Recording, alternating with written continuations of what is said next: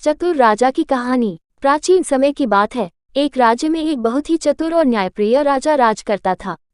उसकी बुद्धिमानी की चर्चा दूर दूर तक थी। वह हमेशा अपने दिमाग से कठिन समस्या का हल निकाल लेता था।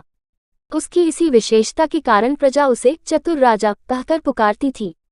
राजा की परीक्षा। एक दिन पड़ोसी राज्य के राजा ने उसकी बुद्धिमानी की परीक्षा लेने के लिए एक मुश्किल सवाल भेजा।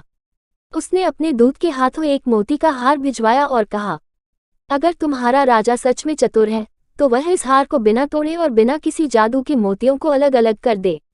यह सुनकर सभी दरबारी चिंतित हो गए, लेकिन राजा मुस्कुराया। उसने तुरंत अपने एक अनुभवी मंत्री को बुलाया और कुछ कान में कहा।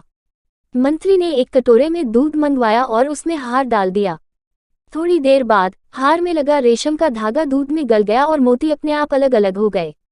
दूत ने यह देखकर आश्चर्य से कहा, सच में तुम्हारे राजा की बुद्धि अद्भुत है। न्यायप्रिय राजा। एक और दिन की बात है। दो महिलाएं राजा के दरबार में आई और एक छोटे बच्चे को अपना बताते हुए झगड़ने लगी। दोनों कह रही थी कि बच्चा उनका है। राजा ने एक पल सोचा और फिर सैनिक को आदेश दिया, बच्चे को आधा आधा काटकर दोनों को बराबर बांट दो।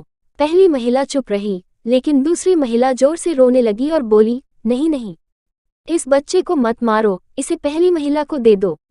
राजा तुरंत समझ गया कि यही असली माँ है, क्योंकि माँ अपने बच्चे की जान नहीं ले सकती।